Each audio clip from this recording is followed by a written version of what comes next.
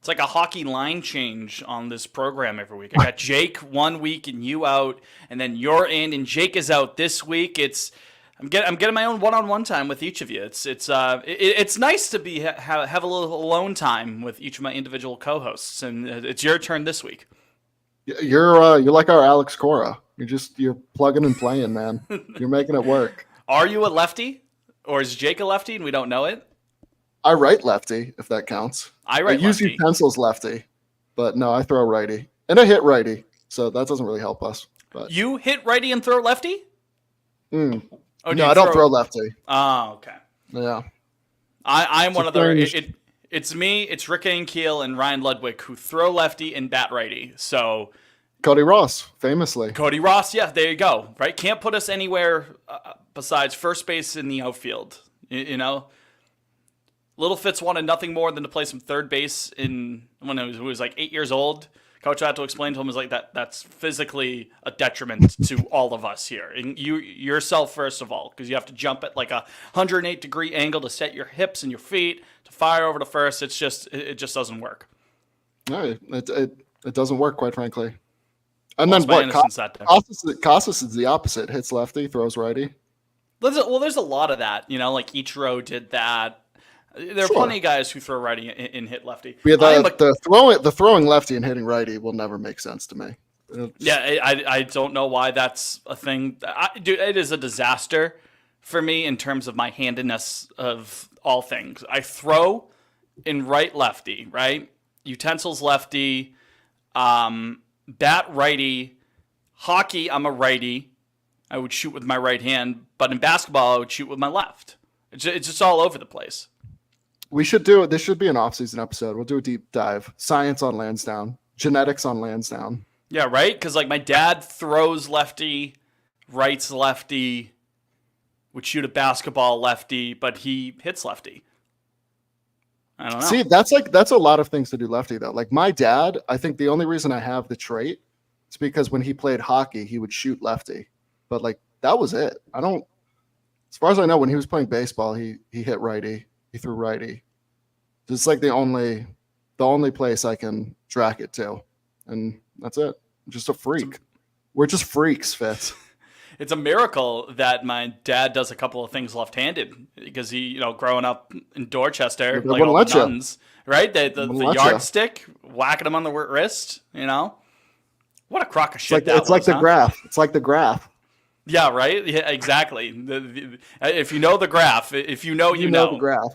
The graph that we're referencing to. One of them referencing the graph the graph is Are We Back? ? AKA Liam, who's being joined by Takashi Saito, aka Fitz. This is Pod on Lansdowne without Jake this week. We send our best to Jake, thinking of Jake. But two best friends that anyone could have here on this edition. After what feels like about a year since we last recorded, which was the worst episode of Pod on Lansdowne history. We can only go up from here. But that series in New York feels like it was so long ago. Not so much of the fact that it's been leaps and bounds better for the Boston Red Sox since then. It just, I don't know, like a couple of NFL games, that's what that will do to a motherfucker. It feels like it was years ago. But now here we are in the midst of this home stretch of the 2024 season. Somehow, some way, the Boston Red Sox still just a couple of games outside of the playoff race. At this point, Liam, I think I'm just throwing my hands up and being like, you know what? Whatever happens, man. I'm tired of making sense of this. I'm tired of saying it's over, and I'm also tired of like being helpful. Like, oh my God, are we so back? I am in the middle of the we're over, we're back line. I am just via con Dios at this point. Let me do some scoreboard watching right now, real quick. Oh, Twins and Angels just started. Okay, that's not helpful. Anyway, I'll keep an eye on that for us as the program develops. 8:00 on the nose, by the way, as we record this. It is 3-0 Baltimore, bottom of the third. 2 outs, runner on. Wilyer Abreu at the bat. Sorry. That's within reach. I don't know. I'm happy I wasn't on last week's episode because that Mets series. I was really... It took a lot out of us. We were recording during the second game of the 3. It's not like we had gotten swept at that point. What was it? Was Jake at Wednesday's game where they? He was at the 70 and 70 game. He hit the grand slam off Houck in the first inning. You're Yeah, like, he was that's at it. the time to go back to 500 babe game. That's special. You'll never Where were forget you? I was there. I was there. that. Yeah, I don't know. And it's not like anything's been better. After fucking Sunday's debacle in the ninth inning, shout out Zach Kelly. I was like, okay, I mean, if we can't even sweep the White Sox at home, they haven't swept anybody at home all year, by the way, which blew my mind Sunday afternoon when I saw that stat. So much for the Sunday Sox, huh? Then they spanked Baltimore Monday night. The place was jumping. It was Section 10 night. Yeah, how was vibes were high. Morale was high. It was great.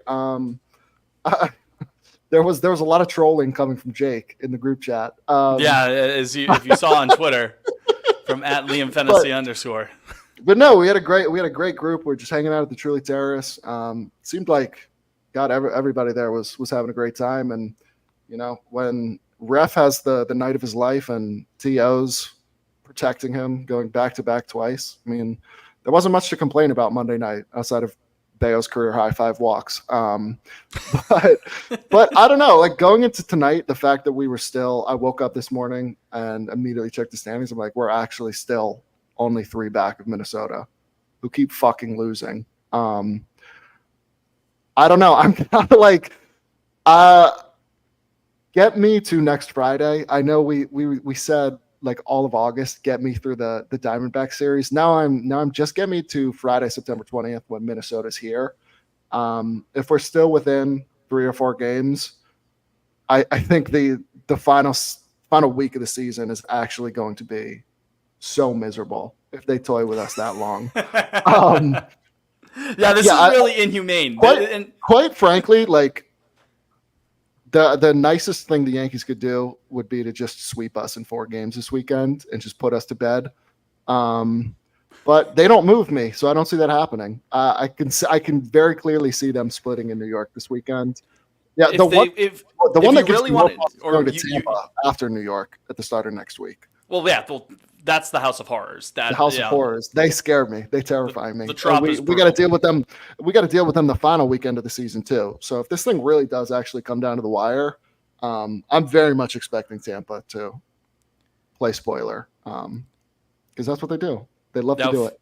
Now, if you really bring it back to the Yankees thing, the 4-game series in the Bronx, if you really wanted the rivalry to get back to its sadistic, nasty nature, would it be the Yankees, kind of taking their foot off the gas pedal, dropping 3 of 4 in the Bronx to give us that hope, just for us to shoot ourselves in the leg for the 50th time since the All-Star break? And then we go into Tampa riding high and promptly get swept. It's that Arsenal meme. It's the hope that kills you. As a Red Sox, But that would be the real nasty, twisted nature. And I'm like, yeah, maybe the rivalry is officially back. But no, you said it. I mean, contrary to just about everything that we've seen over the past month, the pitching shitting the bed at the worst possible spots, the offense having days where it comes and goes, some of the managerial decisions being a question mark. In spite of all that, you are in, call it shouting distance, I guess. You could quite frankly, we could say right now we're in control of our own destiny. Which is crazy to think about. Fucking stupid. We are simultaneously. Cora Monday night, he's like, yeah, we're still here. He didn't. He's like, I have no idea how. He's just like us. Hilarious quote. He's just like me for real. He's like, at this point, guys, I don't know what to tell you. But it's hilarious. Yeah, you kind of are in control of your own destiny. But by the time you're listening to this, you could just be back 1 game over 500. We could be back to tweeting the time to go back to 500 meme again on this upcoming Wednesday. Second time in the span of a week that we'd be doing that. And I wrote this in the Brushback article that came out this past Monday. It's almost, and this is almost similar to the point I was just making about the Yankees being real sadistic, like just leading us along just for it to come crumbling down. Doesn't the fact, and I don't, again, I to add a 4th qualifier onto this, I don't want to misconstrue this as, I'm upset that the Red Sox still have a shot at making the postseason. Don't put that in the newspaper that I said that I'd be mad. But God, Doesn't it make that road trip, you, me, and Jake going to Baltimore for the wild card series in 3 chills? weeks. Chills. This is how real it is to the Rock, man. We'll But stay at my doesn't parents' house. It'll be great. doesn't it make you all that more frustrated, though, in hindsight, based on the times that we had shot ourselves in the foot? Like, even if they had slipped on just 10 banana peels instead of 30, you know? Yeah, I mean, If that's the thing. I don't know. I must have mentioned this. if only one of those games at Dodger Stadium like goes the other way, if only one of those ninth inning collapses goes the Red Sox's way instead of none of them. Do you know what I mean? Because these are the margins that we're talking about at this point. Like, if we're gonna sit here and say, like, oh my God, like, you know, Kansas City just had this rough stretch and Minnesota isn't running away with it, they're not going to be able to put us to bed just yet. It's frustrating in hindsight, and I know that's basically a useless endeavor at this point now that we're approaching mid-September here. Football's already fucking kicked off, you know what I mean? It's no use going back into the mistakes of August at this point. You got to put that behind you, but it doesn't make it any less frustrating that if it does end up with the Red Sox on the outside looking in, you're going to be able to point to any number of games since the All-Star, since even the trade deadline. You know, from August 1st on, essentially, you could probably count on two hands. Like, okay, if that game goes different, and even just that game goes different, maybe we're looking at a different situation. But again, yeah, no, I mean, I remember doing this. We did this exercise like 2 weeks ago, where I'm like, okay, the 2 games in LA, the 1 game in Colorado, the 1 game at Fenway against the Yankees, the Texas game, one of the games in Houston. Like, holy shit, all of a sudden that's 5 wins. You'd have 78 wins. You'd be ahead of the Twins right now. But if my aunt had wheels, she'd be a bicycle, and she's not. You know what I'm trying to say? So quite frankly, totally. Adjacent, but I have to get this off my chest. This race for the 3rd wild card is the most disgusting thing I've ever seen. Nobody wants it. It is putting the great Abner Doubleday is rolling over in his grave watching these 3 teams, the Red Sox, the Tigers, and the Mariners, and the Twins. These 4 teams try to hold down the 3rd wild card spot. It's putting our great game, our great pastime to shame. And quite frankly, I'm tired of it. And I feel like I say this every week. I'm excited for the offseason episode where we fix the playoffs, because this cannot go on. Yeah, if you didn't like the 3 wildcard team system, you would be able to point right at the 2024 American League race. But the 3 wildcard team enjoyer would then say, well, the last 2 National League pennant winners have been the 3rd and final wildcard teams in the senior circuit. Philly and Arizona in 22 and 23 respectively. So maybe that's a sign, hey, if the Red Sox get in, you know what I mean? Nice argument. However, I have portrayed myself as the Chad 3rd wild card enjoyer, and you as the Trad 14 Verge.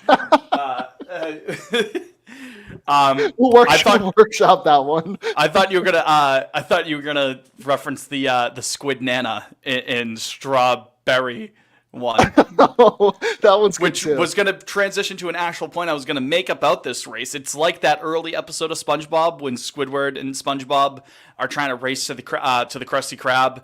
Squidward's tied up to the huge boat and he's dragging that, and SpongeBob's dragging himself while being tied to a giant anchor, and they're just like crawling. That's the American League wild card race. Yeah. They just showed a replay of Seti hitting a home run the other night, and I thought maybe he hit one today, but I've realized they're wearing they were wearing the red jerseys, and they're not wearing the red jerseys Tuesday night. So Fitz, listen to these second half records. The Red Sox 20 and 28 as we sit here. The Twins 22 and 26. The Mariners 21 and 25. The Tigers 26 and 21, but they're 5 and 5 in their last 10. So it's not like they're setting the world on fire recently. It's just all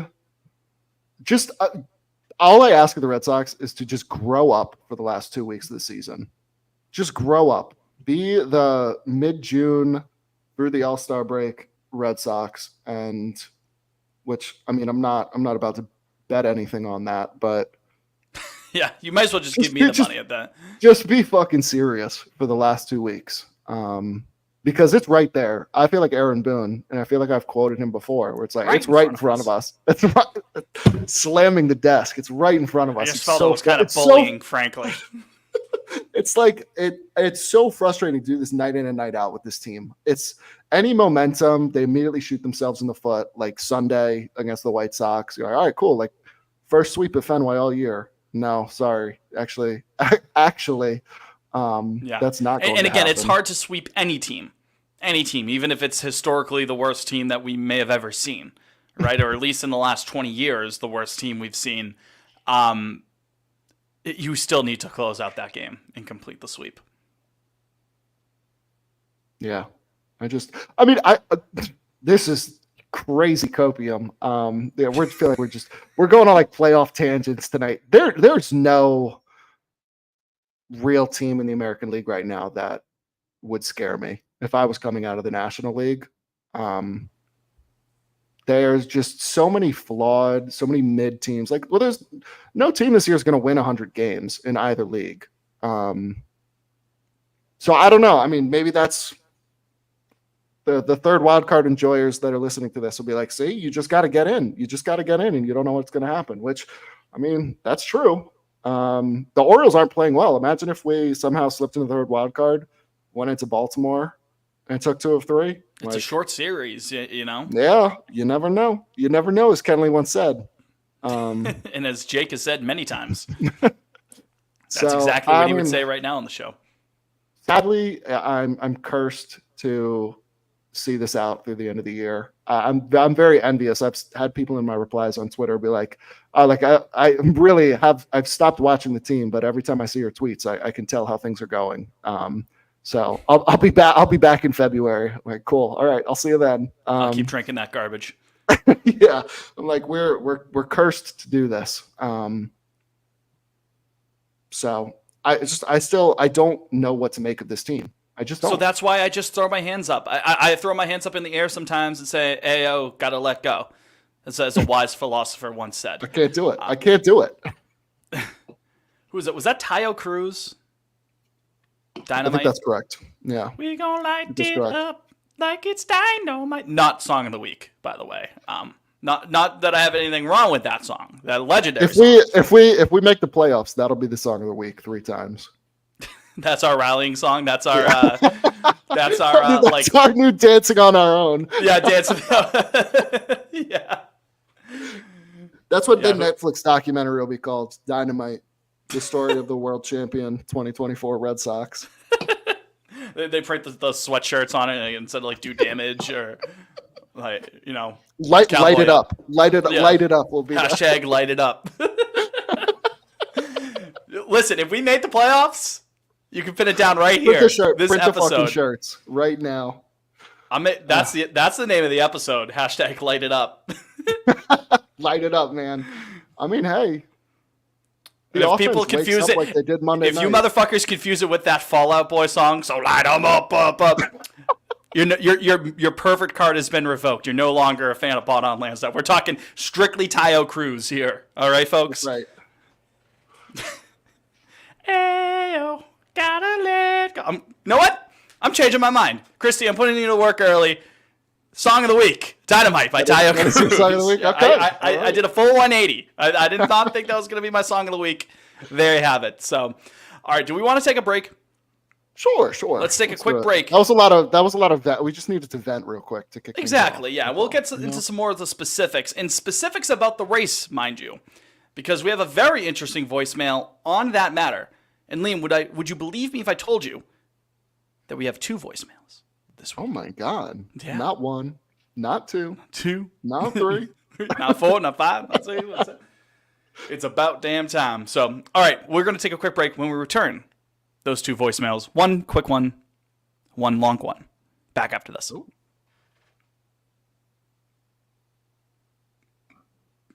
The second one's like 2.5 minutes long, just so you know. So we're going to lock in for that one. Oh, okay. All right. I might edit it up a bit. Well, I haven't listened to it yet. It's from Matt Gross. He wrote it in an article, and he pinned it on his over the monster post saying like, "Hey, I asked the Pod on Lansdowne boys this, but I'll ask it in the question." I don't know if let me see if the article posted,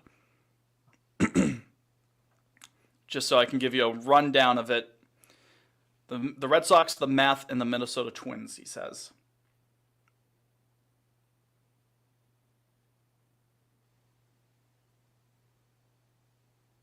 I hear cheering across the street. We might have a run in our hands, folks. It's Casas at the plate. Why is Casas batting fucking 7th? I understand he's slumping, but why is he hitting 7th? No way should he be hitting 7th. No way. Cora moment. Yeah, right? Let's see what we got.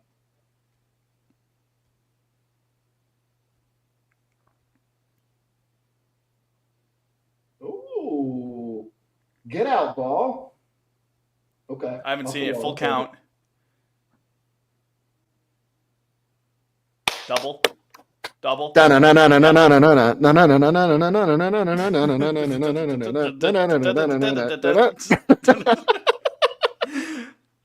making that a ending at the end of the show. I'm gonna have to clip that from the YouTube video. Yeah, whenever we score a run. That was perfect.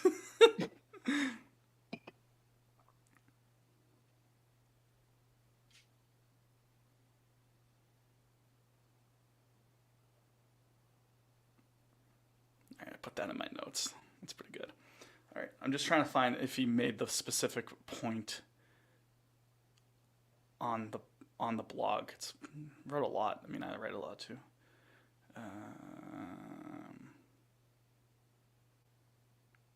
For more on thoughts on this, tune into Pod on Lansdowne Wednesday, where Fitzy, Liam, and Jake will address this topic among other things. Just kind of breaks into like how important it is, with the Twins and whatnot. So we'll get into that in a second. So, okay. Just want to tweet the Tristan Casas great Did you tweet anything from the pod about the double? I did not. Now? Okay, I'm going to tweet the Casas great content. Best 7-hole hitter in the league. I'll make that the caption.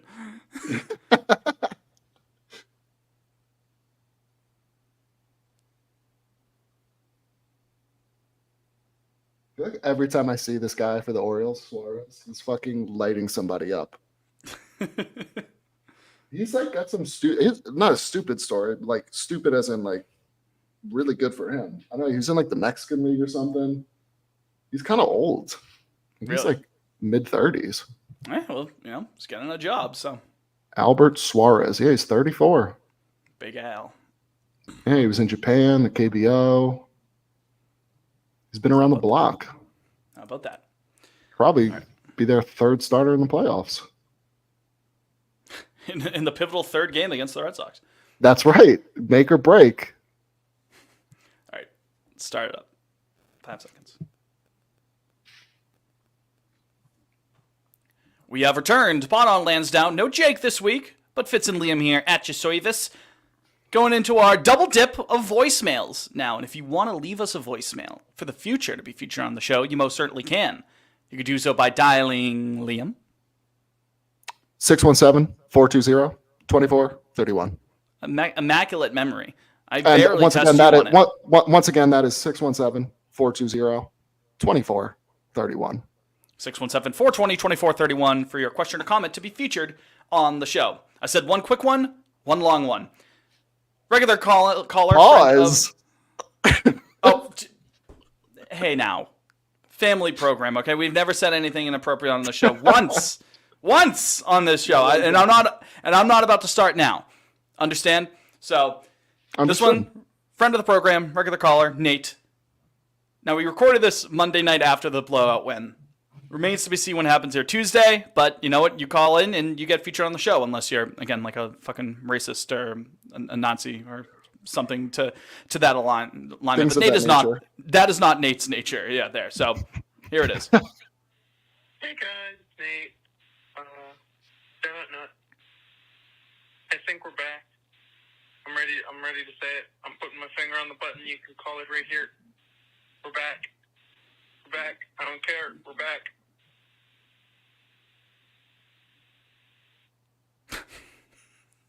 Well, there you go. I don't know. I'm telling you, that Monday night's game did wonders for morale today on this beautiful Tuesday as we record. I don't know. I've been feeling the same way today. It did kind of erase the sour note that Sunday left in my mouth, but what one game will do. It remains to be seen. Just get me to next Friday. That leads into this. Matthew Gross, OTM's finest here. This is a long one, folks. This is a long one, but stay with us here. Some interesting points are being made. It's about 2 minutes long, 2 minutes and change. So, I mean, I don't know why you would want to fast forward through this, because it's going to be a discussion point on the program that you're currently listening to, but time to lock in. Here it is.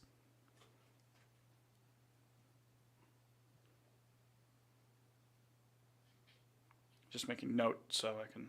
Okay, let's listen to it together.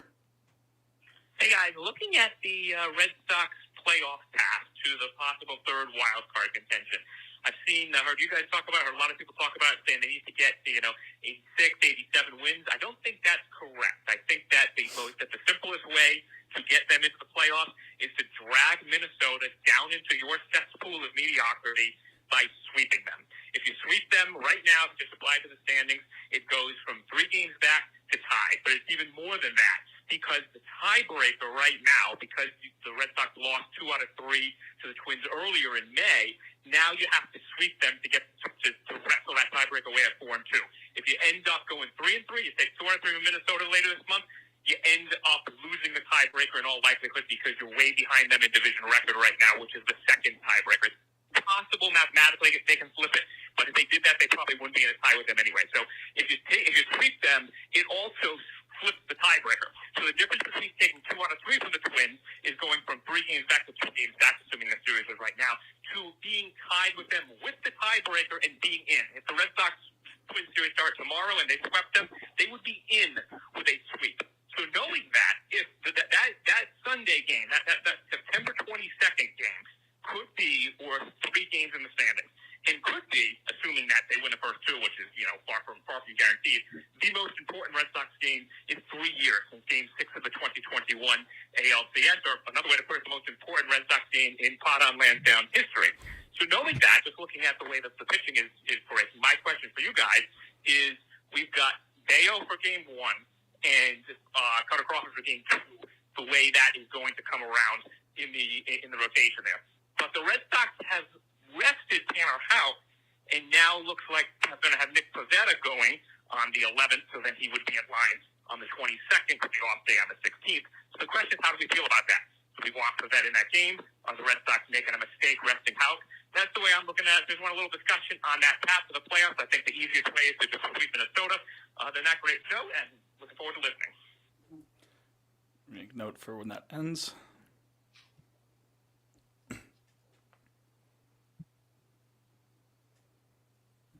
Yeah, I like baseball too. I think baseball is awesome. I love baseball. It's great. No, seriously, thank you for the call there, Matt. Very well thought out there. I got to be honest, my little dumb pea brain didn't even think about the tiebreaker situation, which is ironic because we were so focused on that when we were playing the Mariners and the Royals. The Royals, we were happy about the having that tiebreaker over KC, right? And it didn't even occur to me for Minnesota. My dumb pea-sized lizard brain. But that's why we have Matthew Gross around to do just that.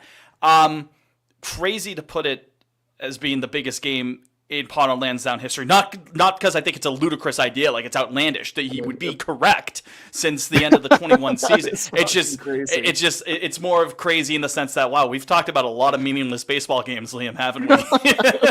Just imagine this show. Just give me one. When there's a little extra skin on the table here, like when the stakes are a little bit higher than just simply saying, are we back or is it over? You know what I mean? Once we can actually have some tangible stakes to talk about here, that's when we take the show to the moon. But enough of the jokes there. Very well thought out point. As for the point about having Nick Pivetta ready to go for that Sunday game, if it does end up being Nicky Smooch's, just say, again, there's a lot of ifs, there's a lot of qualifiers here. Like he alluded to, it's tough to win the first two against any team, especially a team that's currently in a playoff position, even if you're playing at home. But just say that you've won those first two against Minnesota and you get to that third and final game, that's Sunday the 22nd. We have had our ups with Nick Pivetta, and we have most certainly had our downs. It feels like a roll of the dice whenever you get him in a regular season game. It feels like it's trick or treat. The one thing I'll say about Pivetta, and maybe this doesn't amount for anything, your mileage may vary on this sort of idea, but he's a fucking dog when it rises. He gets fired up when it really, really counts. You saw that in 21. If that was the it's first thing time that came to mind. I was when like, it's money on the table here, because it would be a playoff atmosphere essentially that Sunday. It would essentially be a playoff game. Matt just mentioned it's essentially based off of, obviously the standings, but the tiebreaker, things like that. That's worth more than just the one game almost. Again, who knows? If he's got the swing and miss stuff going, it's great. If he's able to limit the hard contact, which is a big if for him, he's got the mentality to step up and perform in those situations. Now, again, mileage may vary on that. Is it a bit of a cliche to say, oh, he's a big game pitcher? Yeah, it kind of is a little bit. But he also has the swing and miss stuff that if it's going for him, he's unhittable. I guess I would prefer Houck in that situation because he's just cool hand Luke, you know what I mean? And he's also got the swing and miss stuff when it's working for him. But if it falls to being Pivetta, I think he could do way worse. I think if it gets to a point where after all the highs and all the lows leading up to that Twins series, if it really comes down to Nick Pivetta being on the mound, as frustrating as he is at times, I think you kind of go on a wing and a prayer and you check, okay, let's ride there.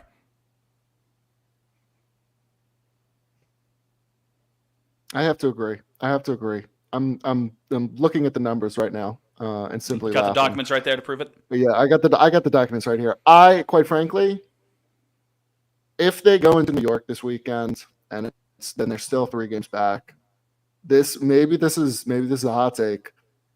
Or I don't know. I mean, fuck. Trying to look at the schedule. I'm trying to manage Houck's workload. Yeah, because listen, because there's a long way to go for that Twin series. He got a lot of baseball. Because it sounds like he's lined up. I haven't pulled out because I saw they were talking about him today.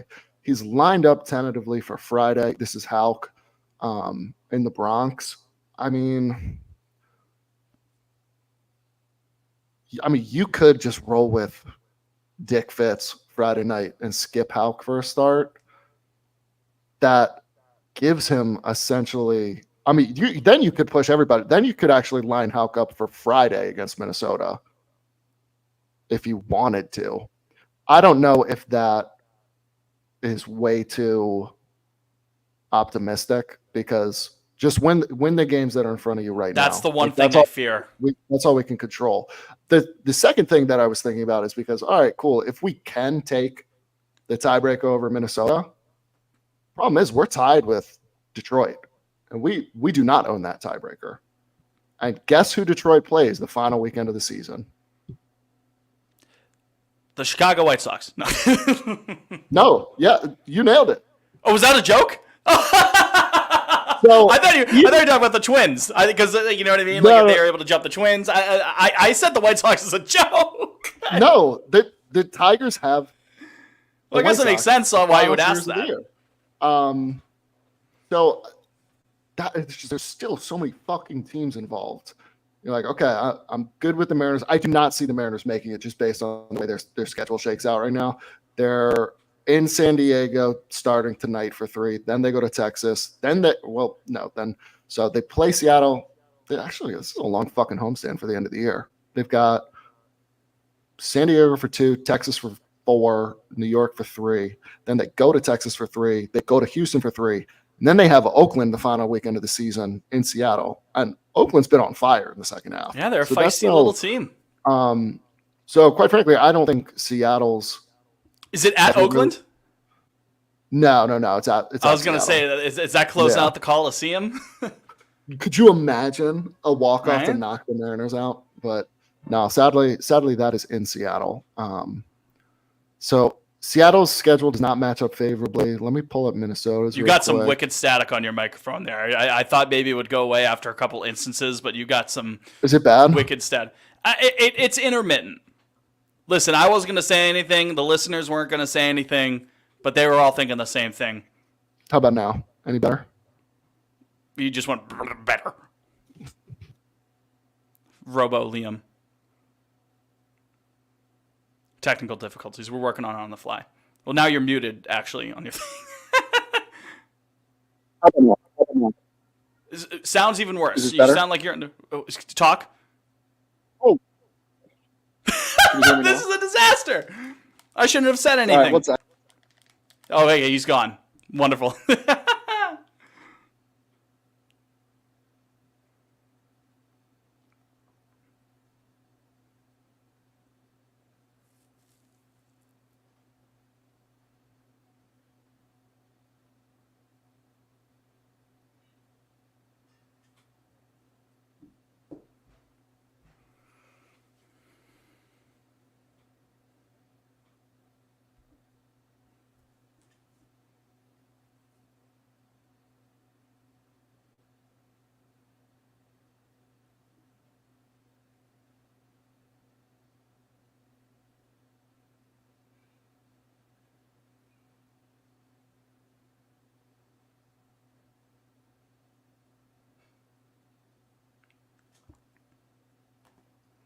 All right, how about now?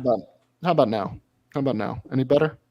Good. I mean, the quality itself was fine. It was just kind of getting like staticky from here, there, like as if like the wire was being played with. You know what I mean? But This thing is fucking finicky. I don't know. I won't touch it the rest of the way. We'll see how okay. this goes. All right, sounds good. So If it pops back in, let me know, and I'll chuck the mic out the window. I'm basically just going to It's a take it piece of from gum. the Coliseum point. So whatever we were talking about after I mentioned the Coliseum thing, I'll make it as clean of an edit as possible.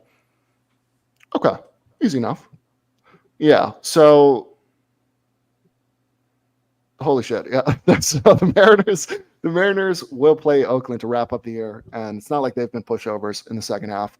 Before that, you're in Houston for 3. I mean, I could see Seattle run out of gas even They just don't before have the they bats get there. for it. No, they don't. Where are and the I mean, bats? even- Where are the bats? That's what I'm asking. Where are the Like bats? the fact that you're ending San Diego, Texas, New York, Texas, Houston, Oakland, like that's kind of a fucking gauntlet at this point. It's no for the pushovers for Mariners. us. I mean, fucking Toronto just came in and took our lunch. Toronto and Tampa scared the shit out of me. Like, of all the teams that are left on our schedule, of course it's them. For 9 of our final 18 or whatever. Yeah, that's not fun. But I mean, like I said though, the Tigers, obviously the final weekend of the year shakes out really well with them for the White Sox. But I don't know. In between, they got to go to Kansas City. They got to go to Baltimore. They probably play got Cleveland Tampa. at some point in there. No, they're all done with Cleveland. Oh, okay. So Minnesota, on the other hand, Minnesota does go to Cleveland for 4 starting next Monday. And Cleveland's going to have something to play for. Yeah, hell yeah. Yeah, what is that Central race looking like? Let me see. Yeah, I mean, shit. Cleveland's only 3.5 up on the Royals. Like, that's still a legit race. And not only that, they're going to want to try to secure home field. Yeah. You know? I mean, they're not going to get it, through the World Series. That's probably going to be the Dodgers or Philly at this point, but at least through the American League potentially. And hey, you play. There's no weird home field advantage rules, right? I feel like they change it every other year, but it's highest record, right? They're not changing that up on us. No, yeah, it's just highest record. Remember when it used to be for the fucking All-Star game? God. I kind of miss that. That's my my one trad take. Oh, this David DeJesus hit a double, so that's why the American League gets home field advantage over the National. Here comes Ty Wigginton with the game on the line for the American League. Right, Those were the days. Bobby Higginson is the deciding factor if the 04 Red Sox or I would- Yankees Okay. get home field Here's a advantage. side note. I'll try to. I won't spend too long on this. If we did go back to that, then we would have to get rid of the every team gets a player. That was my only gripe. If it was gonna mean something, then Yeah, we, like who's it should the just be- catcher on the Rockies who hit the home run for the NL? Oh, couple holy years shit! In ago? Seattle 2 years ago. Fuck. Yeah, and he was MVP. What was his name? Like, imagine if that decided home field advantage for Yeah, Phillies. You Yeah. got home field over the Astros. yeah. Thank right? you, Colorado Rockies. Yeah, exactly. But I mean, yeah, Cleveland will have something to play for, whether it's for the division or for a bye at that. Well, obviously, division at that point would probably result in a bye, but home field advantage, all that jazz. Yeah, I think the nicest thing Baltimore could do for us would be to take 2 of 3. To lose Why- this series that they're currently playing yes, against the Boston Red Sox. lose tonight and Wednesday for us. That would be But very nice, I think. But then just dog walk Detroit because they have 2 3-game series. One in Detroit, obviously, and one in Baltimore. And again, before same the deal. season They've wraps up. That's got crazy. something to play for here. They've Yeah, got like, skin in the game. no chance. I mean, obviously, whoever comes out, I do believe whoever comes out of the AL East will have the best record. So, shit, this is real. It got real fast on us. I do feel like after the Mets series, I kind of for 48 hours, I was like, all right, the season's over. We're back to 500. Now I feel like we've broken out the whiteboard. There's a narrow way through. I can see it. But goddamn, it's going to be hairy for the next 2 weeks. The Boston Dukes of Arrakis. The Arrakis Red Sox. The visions are clear. Our enemies are all around us. But God, if we could just get to Friday and be within 3. I mean, the last time we said get to a Friday Fenway game was the first We Arizona game. So promptly got our teeth kicked in. yeah, let's that not rush weekend. to rash conclusions there. I Let's just focus suppose. on tonight. How are we doing right now? Still 3-1. Okay, we're going to the 6th inning. Thick Willie up. This or one's the- within reach. This one's within reach. And obviously, the Well, Orioles I don't know. bullpen is fucking trash. They basically just, I don't know what Michael Elias was thinking, but they basically swapped out their bullpen for the one that the Phillies ran with last year in the postseason. You're like, what? Kimbrel, Gregory Soto, just absolute dumpster fire. the one that put Sir so many Anthony Dominguez. people in Philadelphia into early graves watching. Yeah. Yeah. I'm like, I don't know what Mike was cooking, but that bullpen, I would not trust it in a 7-game series. The Jamie Carragher, leave the football before Leave the football, leaves you. Greg. Yeah, poor guy. Definitely Hall of Famer, though. I gotta say, You think definitely? I think so. I'd say so as well. Because the peak was so unreal. Untouchable. Next, do you think Craig would go in with a Sox cap on? Got a ring. No. I feel like at his peak he. I feel like What he's would it be played for though? so many teams now, which is crazy. It was like, all right, spent a year in San Diego. How long did he end up being with Atlanta? Because that was him at his absolute peak when he was. When with did the he cut? What Braves. is his rookie year? 2010. Like He was 2010, there. 2011. I mean, he got traded to San Diego before the 2015 season.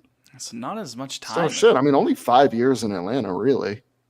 How long? When was he in Boston for? How many 16, years? 17, 18. That's 3. That's Just 3 division 3? titles, a World Series. That's a really good question. Maybe he goes in with no cap. I Or mean, no, I no logo feel like on the that's cap. yeah. No, I mean that's probably the most likely because now, Christ, he's played for the White Sox, he's played for the Cubs, he's played for the Dodgers, played for the Orioles, played for the Phillies. Like, dude's just bopping Did you say around. the Cubs? Yeah. Yeah, I was gonna. Because I remember him on the Cubs, but I didn't hear if you mentioned it or not. Yeah, that's an interesting question.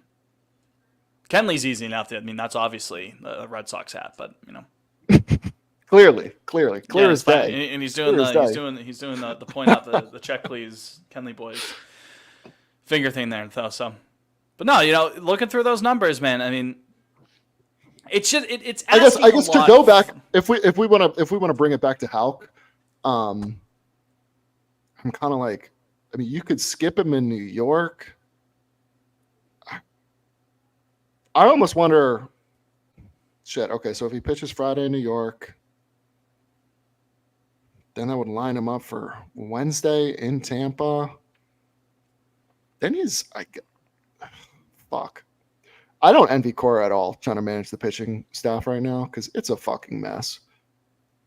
He's going to hear about it one way or the other. You know what I mean? It's I mean, the right thing to do is obviously throw him Friday, see what happens. If he looks like shit again, then you definitely skip him and try to line him up for Sunday, I guess.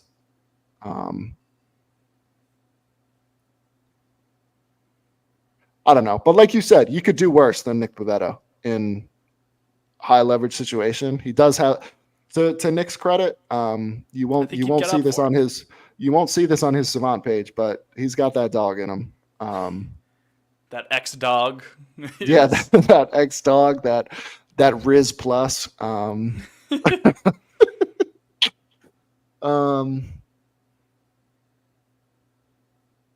Yeah, I don't know. I think I might have a heart attack if we get to that series against Minnesota, and there's still a chance. I think again at that point, like, you know what? Let's just let it ride now. Ride I guess that's easier said than man. I guess that's easier said than done. If we do end up in a spot in that Minnesota series where, you know, the chips are on the table, I will be hyperventilating. But right now, as I say this, nice and cool and calm, man, it would just be nice to get there, and then, you know what? See what fucking happens from there. Nick Pivetta, that's the thing. It's like if we did say we snuck in, and then we're either going to the Bronx or going to Baltimore, basically. House money. We know those teams well. Exactly. That's, you know what I mean. So, and they do not move me. No other choice but to win the whole goddamn thing. Nick Pivetta postseason stats, just as a reminder, all in 2021. Over the course of how many innings is that? 13 2/3, 9 hits, 5 walks, 3 home runs, 4 earned runs. That is a 2.63 ERA. Now, obviously, that's postseason stats. But again, I would think that this Twins game, if it did come down to that, it's a big if, it's essentially a postseason game. It's a big, high stakes, high leverage sort of game. I think he could get up for that. We've seen him running off the mound screaming many a times. He'd be a madman. I'm just going to pull up his, even in September in 21, down the stretch, he was solid, man. 4 starts. Obviously, he closed out the game in D.C. Yeah, when they needed it, because they had that. 19 innings in August. 19 innings. The FIP was 3.3. Bro's got the dog in him. Let my boy Nick play for something, and we'll get the best out of him. Absolutely. Yeah, we got a whole second segment out of that. Yeah, I mean, yeah. There's so much happening in that situation. In our current predicament, it's overwhelming. But guys, we just got to win tonight. Just keep winning. And then light it up, baby. Hashtag light it up. Then light it up in October. The indomitable human spirit of the Boston Red Sox will light it up. Oh my God. Chills when Big Dom throws out the first pitch of the playoff game. Oh my God. It's got like a it's gonna be like Millar in 07. He's still an active player. For another organization. He's like, nah, I want this division. In your division. Hilarious. All right, we want to take a final break and then we'll have our final segment. Let's do it. We'll be right back after this.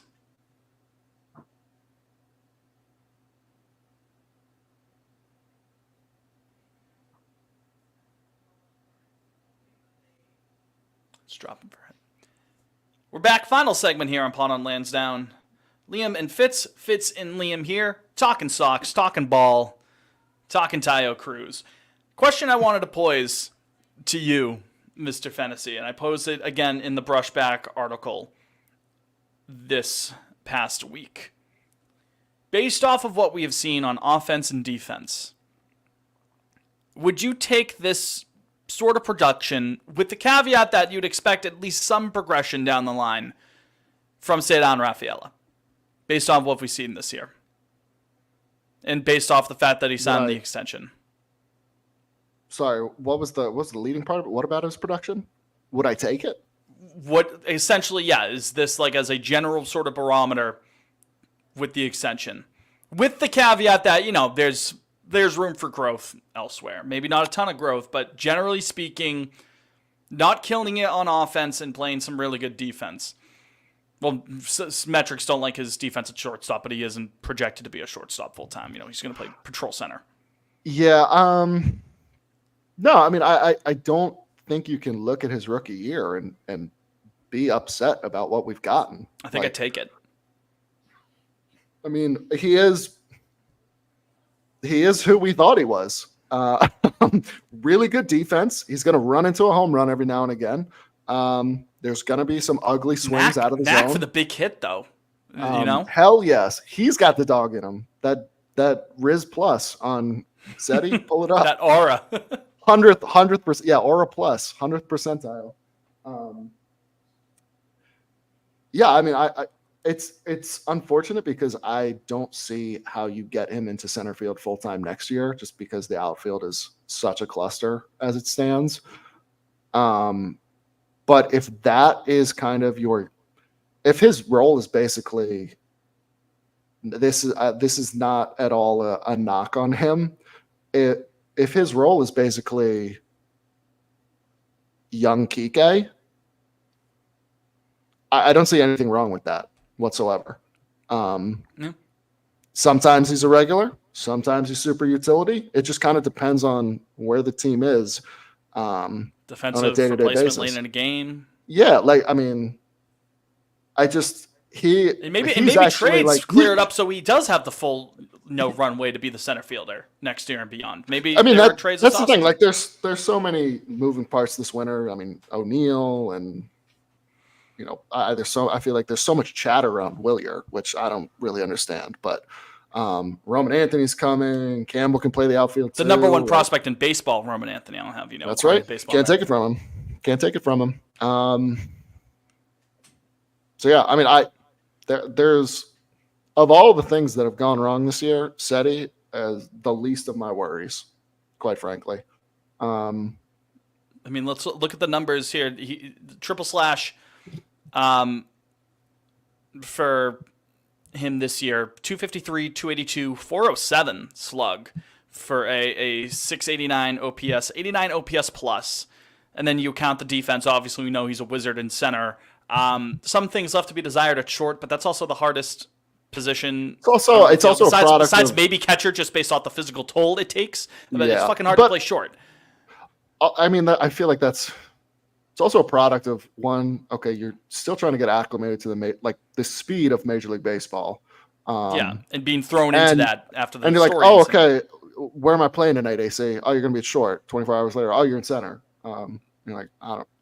He's what? Yeah, 23 exactly. years old, 24 years old. Like, I mean, there were going to be growing pains this year, regardless. But I think the fact that he has handled it so well.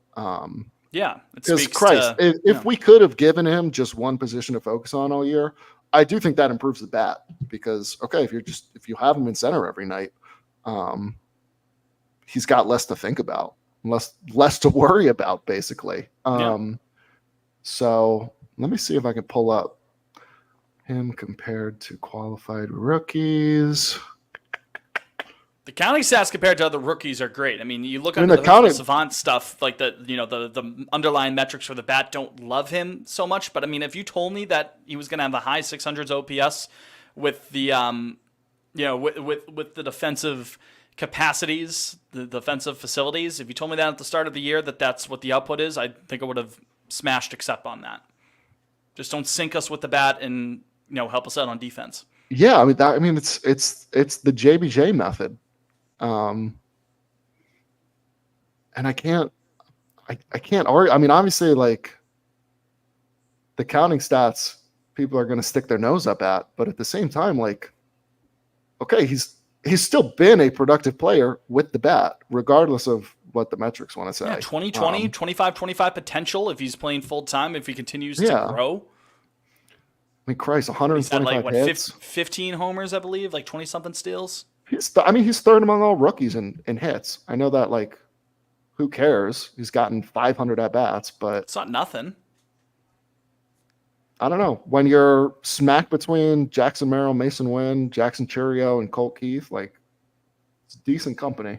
Yeah. Even if it is a counting stat. So I don't know. I mean, I love my Seti's our next big that boy nice watcher. I feel like it's already happened this year. Especially with the shortstop defense, where I'm like, he's perfectly fine there. But yeah, with the bat, it is what it is. If he can give you a season where the OPS is north of 750, like That's I'll say, I holy shit, smash that would be. I was going to say even north of amazing. 700. I think that's Yeah, fine. but Absolutely. honestly, yeah, like anything above 700, I will take from him. Right. And if I he- do, if I it do think does- the way it's trending in his best seasons, like 750 OPS, if that's the ceiling, shit, I'm taking that. and you're all playing day. Gold Glove defense and center, if that's the way it shakes out with potential trades for a frontline starter, if that's what ends up happening, which I'm sure that'll be a topic, frequently touched upon in the offseason. I get all parts of, who would want to stay, who would want to go, what people would think. Again, it's not the worst problem for the front office to have, but it's a question that's going to have to be asked. You can't play 17 outfielders every night. But man, you said, I don't mean to keep lingering on it, but you said it's hard to fit him into the outfield full time. And yeah, maybe he could be that Kike, he plays at short some nights, maybe stick him in the corner another night. Okay, tonight's his night in center. I mean, the team paid him this money as he came up as a center fielder. I think they still would project him long term as the center fielder for the team. Ideally, I'd just have him in center field all night. That'd be amazing. And if he's doing that, and if it's fine hitting like that, like this 90-ish OPS plus, obviously below average for a hitter based on the definition of the stat, essentially. But if it's just that, cool. I'll rock with that for like $6-7 million average annual value. I know that's going to go up. I know that's a bit backloaded, but still, I think that value is there.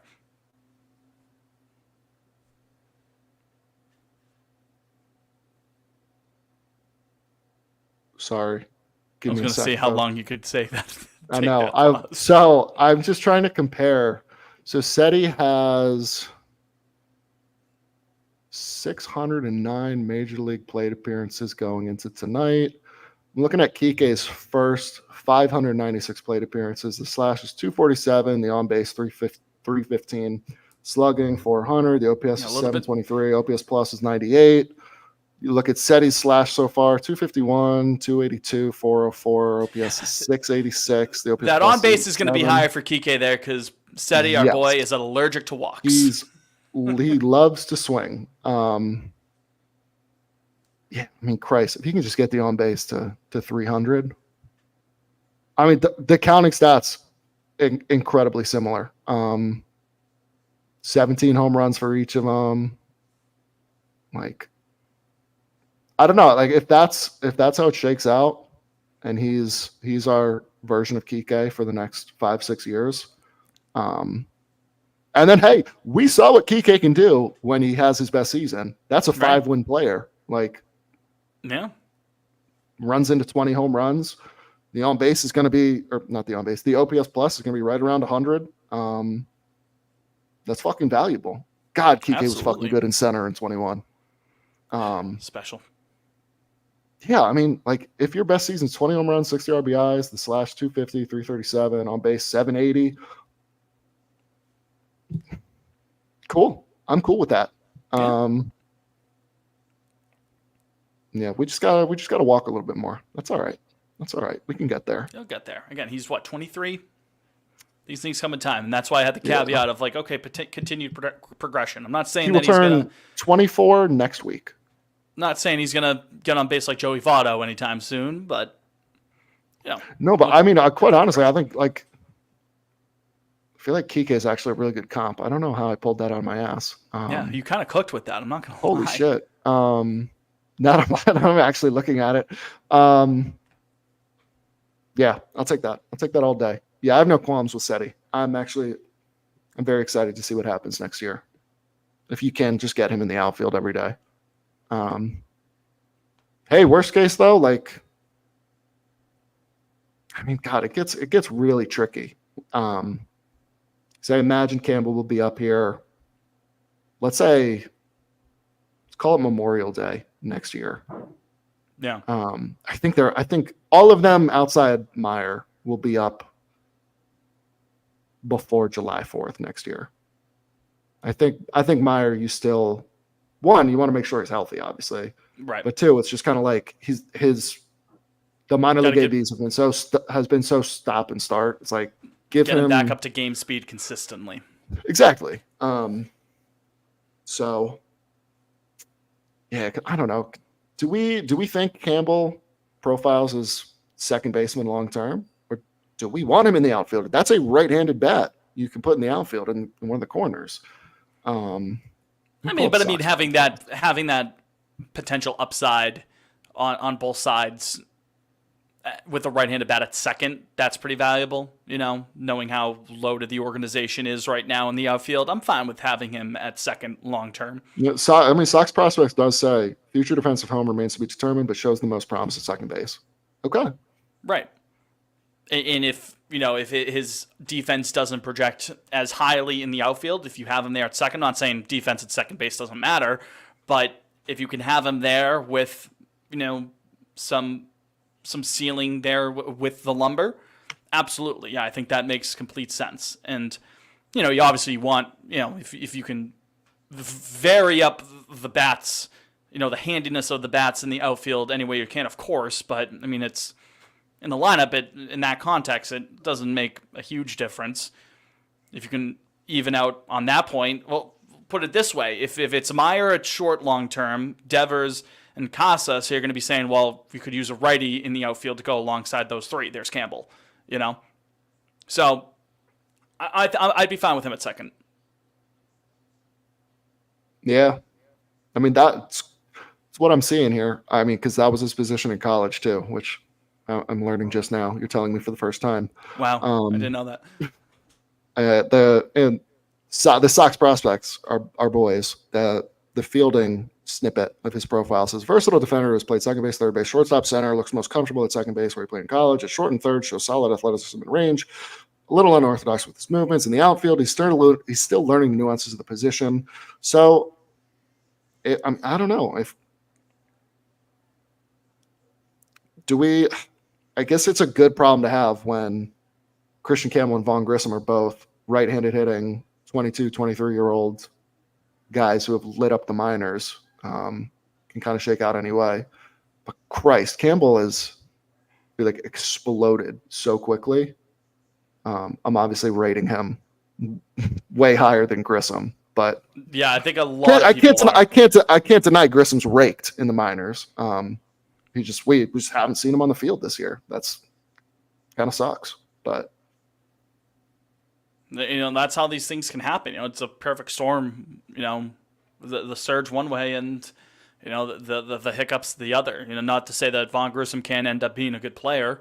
Obviously, the organization saw something for him. The fact that they're going to trade them. God, there's so much control. There's so much control there too. It's like yeah. Good problem to have, actually. Good problem. Yeah, we got a shit ton of position players we got to figure out. And that's the thing. Like, at some point, God, chills. Something's got to give on the trades, though. Chills when that infield is Devers, Meyer, Campbell, Casas, and Teal. Oh, in the outfield, Anthony, I guess Seti and Duran. Because everybody seems to be leaning towards Willier being the odd man out, which. I don't know. I get it, but it's like I don't know, Jim. I don't know. Good defender. His fucking career cannon. OPS to point is like what, 850? Yeah, At this age, dude? Don't know why we'd mess with that. I don't. Jake made a and good everybody's point like, "Oh, last we're too lefty." Episode like, though, yeah, not to reiterate last week, but Jake made a good point. It's like, how can you be from simply just a PRE type of look, just from the optics? How can you claim to be a team looking to get back into contention and build a winning culture, and then in the offseason, after hearing shit about Mookie for the last couple of years, not to say that Jarren Duran is the level of Mookie Betts consistently, but trade your guy who's going to be getting MVP votes by the end of the year. How do you flip that and make the optics say look good? No, it's not going to happen. right? But on the flip side, people have rightfully pointed out, okay, one of his, if not his biggest absolute asset is speed. And Doesn't age well. that doesn't age well, right? So He's already, he'll be what do you 28 do? next year. Is this his age 28? No, this isn't his age 28 season. Age 28 would be next year. nice So, cost control, just entering, the arbitration sort of phase. But I'm so high on Abreu. I'm so high on him. I love Willie. I love him.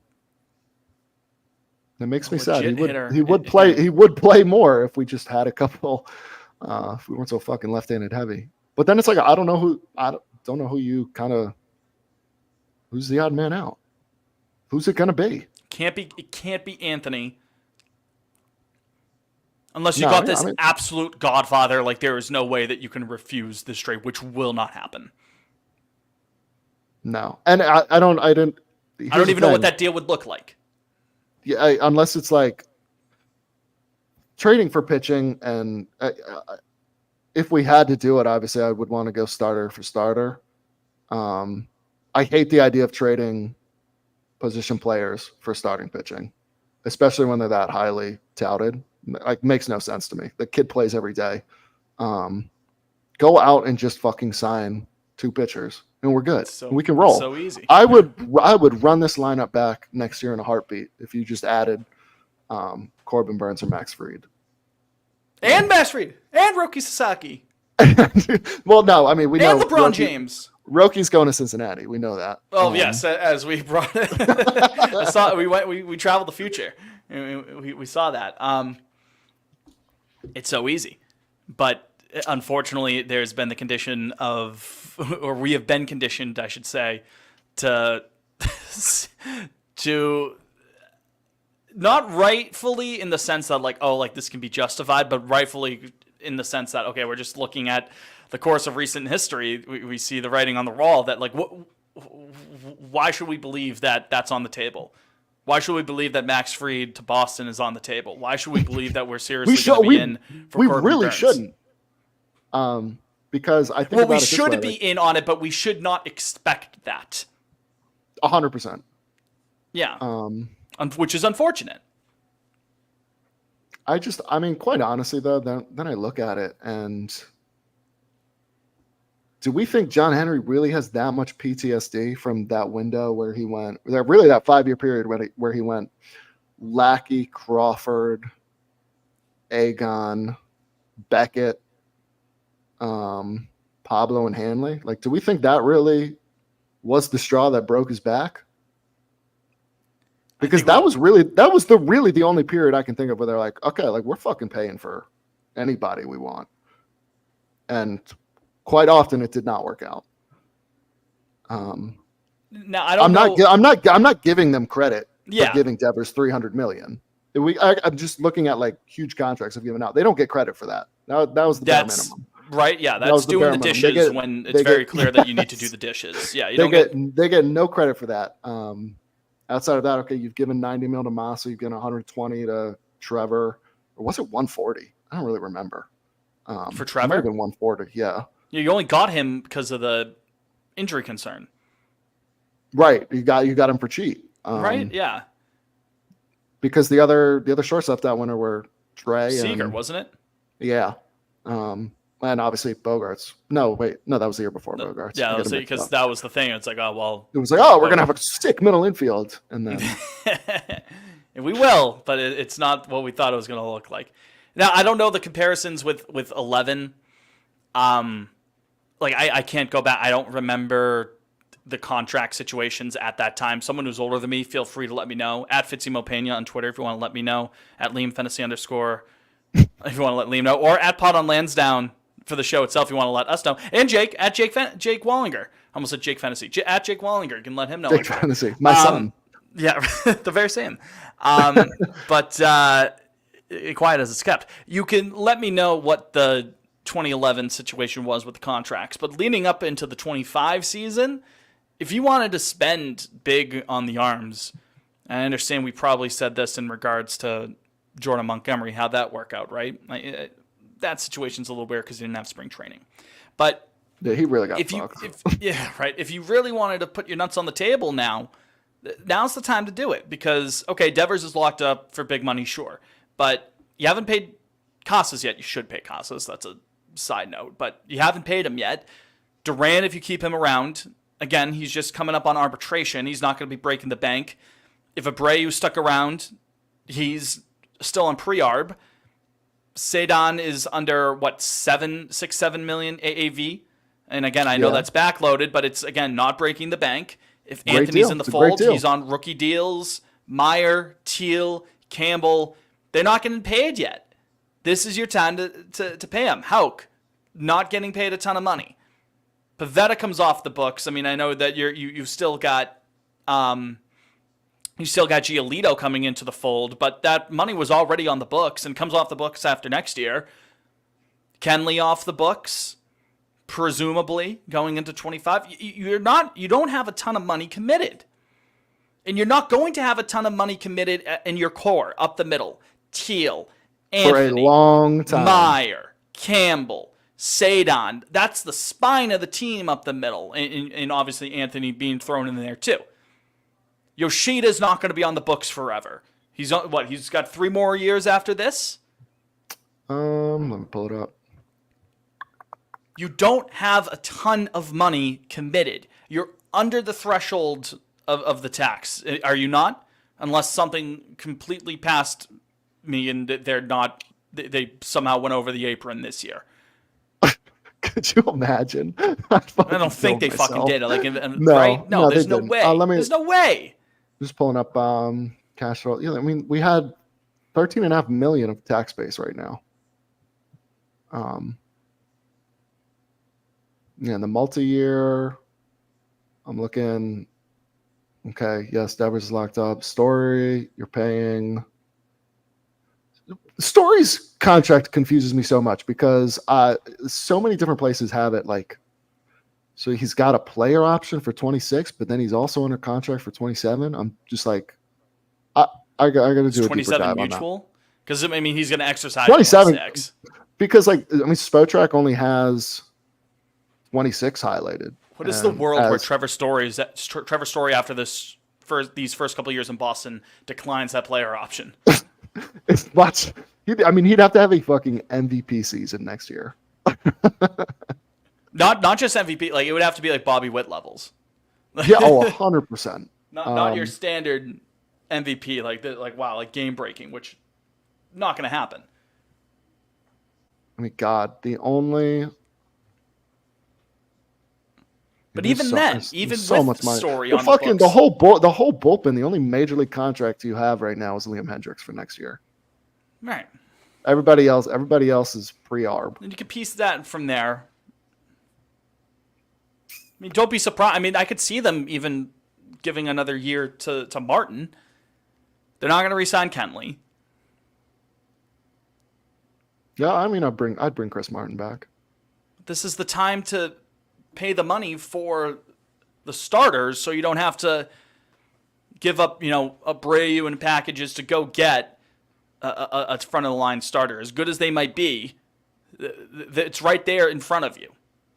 Fried can eat your innings. Burns can eat your innings.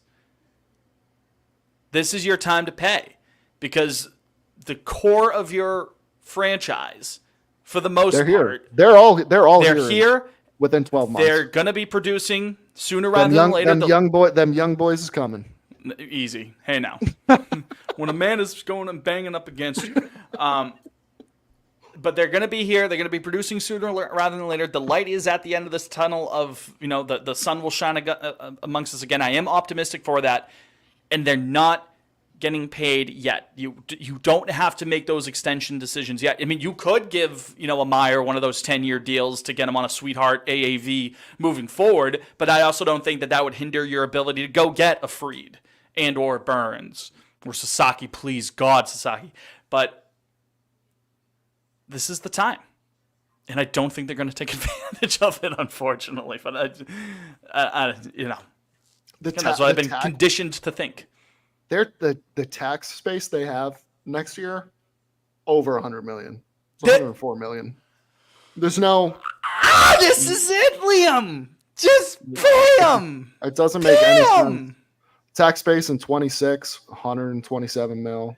Because they don't Even have, if you just go out and pay 2 starters, say I don't know, say one guy 25 mil, another guy 30 mil. Like, oh, there's still so much fucking room left. right now, and maybe that ticks down a bit because maybe that doesn't account for arbitration because those numbers. Oh no, haven't been yeah, settled you still got to settle that. But even then, these guys much are ARB 1, ARB 2. Like, they're not breaking the bank. Exactly, and even if the highest number in arbitration is still not going to be enough to like really give you pause. Like, oh, okay. It's gonna be what? It's gonna be Duran at. I don't know. I mean, how much did he make last year? Let me see. Because I mean, that's certainly going to jump up. I can't imagine anybody else's though. But even then, it's not like his arbitration number is going to be 30 million. Right. So yeah, I mean, you're not breaking the bank on anybody. Yeah. Massa 18.6 through 27, like whatever, man. But that will come off the book again by the third Right, year like that. or the fourth year of your Burns or your Fried contract. That's 18 and a half. That's about half the contract paid for just because Yoshida's off the books. That 18 and a half goes towards, maybe your extension if things work out for Anthony or Meyer or Teal or you know what I mean? That money is coming off the books sooner. The same goes for Story. It's not like he's locked into the Stanton type of deal where he's locked in till the end of time. This is your time to go supplement the rotation and supplement the pitching staff by just paying guys. Because again, if you believe in the 10 step idea, there's no such thing as pitching prospects. You go and get the established arms. And I know it's scary. Oh my God, they're 30 years old. They're 31 years old. I almost feel more like confident. And fantasy baseball analysts have brought this up, and I do think this translates to real life. You're almost more confident in a veteran pitcher giving you the volume, right? Like they've done this before. 100%. Right? 100%. You know what I mean? Younger guys, when they're 24, your Spencer Striders, oh my God, they're doing so well, but I'm nervous if the elbow goes kablooey, then sure shit, the elbow goes kablooey. Fried can give you the volume. He's shown that. Burns can give you the volume. He's shown that. Although, was Fried hurt earlier this year? as I negate my own point. I believe he was, yeah. Erroneous, Your Honor. Doesn't. I'm just kind of like, there's But guys even out there then, this 3 of the winter. last There's 4 guys years, out he's there pitched this winter. about 150 or more innings. He's hit 147 and 2/3 so far this year. Our 185 and 22. Blake Snell nightmare is coming true this winter. Oh yeah, wait, right. Yeah. Listen, if he's pitching the way he's been pitching, He's been as of fucking late, amazing in the second half. You know what I mean? If he's able to do that, I'm able to let bygones be bygones. But I gotta tip my cap at that point. Credit to him, right? We were twerking for Gumby, and His second, I pulled up his second half numbers. 10 starts. He's 8-2, nearly 60 innings. The ERA is 1.5. The FIP's 1.9. Batters are so he's due for OPS is regression. You see, 400. 1.9 FIP. Interesting. 22 walks, 82 strikeouts. Like, yeah, that's legit. His This is ERA the time. in those 10 starts has gone from 6.3 to 3.6 in less than 2 months. It's crazy. Yeah, credit to him. Shout out Blake Snell. I'm Snellzilla. familiar with your game. Yeah, Snellzilla. But no, this is the time. This is the time to take advantage. Because you just said you'd run the lineup back. I'd 100% run the lineup back. Do they piss me off? Yes. Sometimes, yeah. I mean, O'Neill's hella streaky. Do I think he's back next year? No. So, but shit, the rest of them. Which is funny because he's about to hit 30 home runs, and Coley Mick pointed this out. He's about to hit 30 home runs, and not a single person's like, bring him back. Nobody cares. Nobody cares. I think at the right price, Joe maybe it makes sense. Joe Mazzulla winning Coach of the Week or Coach of the Month. Nobody cares. Yeah, platoon him at some point, lefty righty sort of thing with his power. I mean, you need some righty bats and enforcement, but Nah, It's just I think already he'll such try- a I think he'll crowded try outfield. he's going to try to get a 4 or 5 year deal. He's That's the entering his thing, age right? 30 He's going to season point next at year. 30 home runs. You know, he's going to point at the Right. 8-something OPS, and I someone's mean, going to fall shit. for This is the second most games he's ever played in a full No, season. no one has been more of a Seattle Mariner than Tyler O'Neill. Oh, 100%. Him and Randy in that outfield is going to be something. You know what I mean? Oh Right? my God. O'Neill, Randy, and Julio. That's such an obvious. Like to go back to the team we are just talking about, like the Giants are salivating over that. You would think, you know what I mean? Yeah, no, he's not back. We're not paying him. No, but It's digress. actually, I mean, I don't know. I remember saying it at the start of the season. I was like, if we can get him to play 125 games, he'll be fine. We're going to be damn close. Tonight's his 100th game. The most he's ever played in a season was 138. Before this, after that was 96 and 22. Like, this is the second best OPS plus of his career. It's the second most home runs he's ever hit. Like, Jake would be screaming at us right now. he's gonna go. He's gonna go get a praising bag. We're glazing Tyler O'Neill. They're trying to gas it up. They're hyping mid again. Like the OPS is gonna be right around 900 by the time we wrap this up. So he'll get a bag. He'll get a bag. It just won't be from us because, No. quite frankly, Massa took his money. If Massa wasn't there, hell yeah, O'Neill would be back next year. But that's not happening. Yeah, but good for him, Mr. Canada. That is right. That is right. You just gotta. we go. If we're spending money, man, if we're spending money this winter, it needs to be on starters. That's what I'm Position saying. players, This is man, we this is are- the time to do it. Swimming in them. We're swimming in high potential position players. Fuck the sixth year, fuck the 7th year of the deal or whatever you're given for Freed or for Burns or whoever. You'll figure that out as they come. You'll still be that's not going to necessarily limit you from locking down, your ATM. Montgomery at that point would be up. Montgomery would be on a rookie year or his arbitration at that point. You can figure that out in time. Now's your time to go. Yeah, it's similar to like an NFL team when they have a rookie quarterback, Like now's your time. Like instead, like the 49ers with We'll Brock spend the Purdy, money on the people around him. they're gonna have to. The 49ers, if they want to keep Purdy, are gonna have to give him all of King Midas's silver. But they've been able to build around him because this late draft pick quarterback is making fucking minimum wage. Whereas they're able to build, you're able to go get Trent Williams and then you're able to pay him. You're able to get Christian McCaffrey. You're able to get, supplement Deebo Samuel with Ayuk and have that 1-2 punch. You're able to still have Kittle in the fold.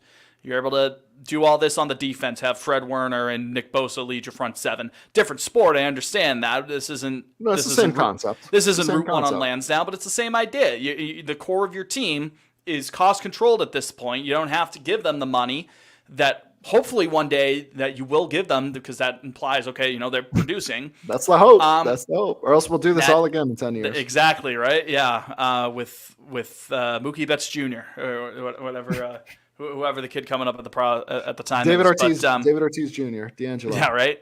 But no, this is your time, and when you're able to, when you have all that leeway, and again, it's not a hard fucking cap. We are the Boston Red Sox. Nah, You can I go know, over I that hate luxury tax, right? Stop shooting for 88 wins. Build a roster that best case can win you 97, 95 games. And then, hey, worst case, then you end up with 86, 87 wins. And you're you still in the get a playoffs, wild and then card spot. anything happens from there. Exactly. Fucking stop settling. Hate that. Hate that. This is your We time. have the resources. We have technology, SpongeBob. But the thing is, and maybe to wrap up this point, coming up on an hour and a half, we did a good job today, I feel like we've been cooking on the off season for the last 30 right? minutes. There's a juxtaposition. There's a juxtaposition between how badly I want them to push here in this offseason, especially on the pitching front in the free agent market. Like, my desire for that is so high, but my expectation for it is so low. Not to beat a dead horse, but it's like I know I'll get my hopes up. But right now, I'm not getting my hopes up. You know what I mean? I have to mentally prep myself for when it's March 1st, and the one pitcher this team has got is like Sean Manaea. You're gonna get. Who's been you're gonna good? get Who's been? You're gonna get John Means and Jack Flaherty, and you're gonna like it, pal. right? Yeah.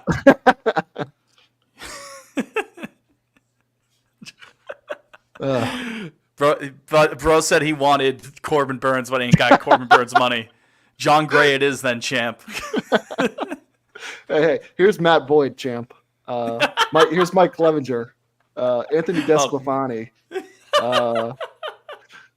Just trying to think of like all the streaming pictures you'd see in Welcome back, Wade Miley.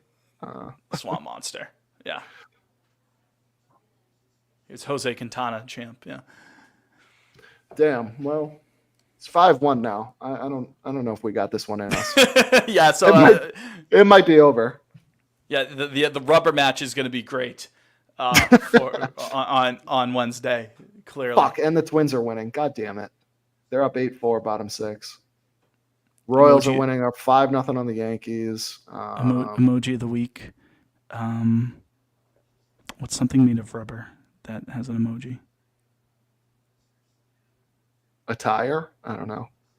If there's a tire. No, it and should if be there's not- dynamite. It'd be a stick of dynamite. Oh, easy. Yeah. Stick of dynamite. So We're lighting it up. We're lighting it up for the last 2 weeks, folks. We're going down. We're going down swinging. Sugar, we're going down swinging. Song of the week? Do you have any? Do you have any other Red Sox related things? No, that's all I got. Oh shit! Also, the Tigers fucking smoked Colorado today, 11-0. So That's fun. We're back to 4 games back. Sick. Sick. And now there's going to be 2 teams ahead of us. So that's exciting. That's a lot of fun. I love that. Well, we were smart to do all this talk about the off season then, and in that case, so yeah, lighting it up. But no, we got to believe in the light it up mindset. Song of the week. Shit. Let me see if I got anything. Oh, if we're doing Dynamite's our playoff anthem. I'll go Written in the Stars. I'll throw it back. A real playoff anthem. Million miles away. Who was that? Tiny Tempa. Right, yeah, British Tony Temple. Hell yes, great song. That commercial gives me chills. I think that was MLB playoffs, right? Yeah, 2011, man. Remember, Yeah, the Tiny Bon Tempa. Jovi song? That's why I love this town. I think that was 08 or 07. Yeah, I didn't like that one. No, it's not good. The Dane Cook 07 commercials is only 1 October. That I cringe every time. October. Can they do Yeah. it again? Back when Dane Cook ruled the world. That man had the world by the What a palm of his strange- hands. The mid 06, 07. 2000s. The mid 2000s were very strange. Just a B- really the weird. BK Everyone's Lounge. like, oh, like I'm a bouncer at the BK Lounge. Yeah, got it. Lot dry, motherfucker. Yeah. Man, everyone's like, oh, it's such a weird time that we live in right now. Of course, even as a kid, you could realize like, this is kind of strange. The mid 2000s. Not that I was bizarre. understanding what was going on with like the Iraq War at the time, and like No, of course not. right. I didn't know what was going on with like the housing crisis that was bubbling under the surface The Great at the time. Recession, yeah. Yeah, right. I mean, I guess that's late 2000s, but yeah, Super Frog Crazy Frog rather was a Crazy fucking Frog, thing. hell yeah. It's one of my favorite pieces of Coldplay early days lore. of YouTube. Yeah, that's been one of my favorite pieces of Coldplay lore. That they had this huge build up for Speed of Sound, which was the first single off of their 3rd album, X and Y, which I was listening to earlier today. Love that album. And Crazy Frog was on there? No, but there was like this huge build up because A Rush of Blood, the second album that dropped in 2002, was this huge deal. They won Record of the Year for Clocks. Like, okay, here's Coldplay for their 3rd one. Like, they're applying for the job of like biggest band of the world, especially in England. Like, it was a big deal. Hit number 1 in a bunch of countries when they dropped Speed of Sound. It did not hit number 1 in England. It only topped at number 2 because Crazy Frog was number 1. Oh my god, that's They crazy. got beat out by Crazy Frog. I didn't know that. Actually, that's a great fun fact. I enjoyed that. Coldplay headlined Glastonbury a couple months later, and while they were playing Speed of Sound during the bridge before they go, all those signs, I knew what they meant. Chris Martin screams, Crazy Frog, where are you now? Oh my god. His voice was not that high pitched, but Yeah, nice little crazy frog tangent there. This is I'm great. s- I feel like we got to be really, really delusional this episode about the Yeah, Delulu, hour and a half. Yeah, I'll tell you what I'm not delusional with, though, to end the episode here. I'm not delusional about Arsenal's prospects anymore. I think we're already toast. You're out. You're out already, dude. Just because it's the international break. Odegaard got hurt. You didn't see that? Oh, I did see that actually. Is it really that serious? He's going to miss the Tottenham game on Sunday. He's probably going to miss Atalanta next week to start the Champions League. And there's probably a good chance that he misses Man City away. Next, That's not a deal. the weekend after this upcoming one. 3 massive games. Bing, bang, bong. No Odegaard. Rice is out for that fucking red card against Spurs. Oh, that's crazy. Actually, Mourinho, Okay, yeah, that's Marino's hurt. He's not. He's going to be out for 2 or 3 months. We just made a huge deal to get him, and he got hurt in practice because fucking Gabriel fell on him, going up for like a header or some shit. So we're going into Tottenham with a midfield of, I'm not even going to say his name, number 5, who needs to be sent to Guangdong. He's a Guangdong Tiger if I've ever seen one. Jorginho, who I love, but is slow as molasses. And I mean, he's good at controlling a game, but I wouldn't want him starting necessarily. And then fucking Havertz at mid, which didn't work last year. He's been fine up front as a number 9. I mean, but more than fine. He's been good since the second half of last year. And I like him in that role, but I don't know if I want him as a mid or Trossard at midfield. I don't know, but I said just get the Wanyeri, freshmen. he's like 5 years old. Put him in. I'm very nervous. It's too early for this talk, Fitz. They play so many games. I know, but it's 2 fucking huge games, man. And you start the I Champions just League. need Liverpool to survive fucking October and November. It's a goddamn nightmare. This is my objective survive point. I don't know how long Odegaard's going to be out for, but that is such a fucking massive loss. Objective survive through the festive fixtures is my motto. If you can get through Christmas and you're still good, then it's time to get after it. But between now and then, just gotta enjoy it, man. You'll be I'm fine. not enjoying this. I'm not enjoying three these match officiating weeks in, I'm not decisions. having fun. I'm not having fun, and it could change. I think if we go in, That's what I'm saying. It's way too early. I think if we go in without Odegaard and without Rice into Shite Hart Lane, I know it's not the same stadium anymore, but if we can beat Spurs this weekend without that, then I'm like fully all the way back. I'm fully all the way back. Spurs would never scare me if I'm you. Well, it's not that Spurs. It's the fact that we're going to be relying so much on number 5. We're going to be relying so much on Jorginho. Sometimes You I never get know. nervous. You never know, Fitz. As the great Kenley Jansen once said. You never know. That is true. So that's all I got. I wanted to quickly bring that up for all the footy fans at the end of the episode. I'm sure everyone loves my Arsenal musings. It's probably better than my fantasy football musings. You don't want to hear that for sure. So If Jake were here, he'd hang up. yeah, right. Yeah. I'm all set. So all right, I got to edit this bad boy. So if that's all you got, that's all I got. That's all I got. That's all we got. Well, again, we appreciate you for listening to this extra special long edition of Pod on Lansdowne. Really do appreciate all of you folks following along with us, shooting the shit with us, listening to us. It really does mean a lot. It's why we do it. It's to interact with folks like you and just talk about this sport and this team that we all love. So for Liam, for Jake, for Fitz, I'm you. We will talk to you next week. Go Sox. Hopefully we aren't completely dead in the water by then. And obey your mother. Those bullpens in. We might be back, folks. Obey your mother.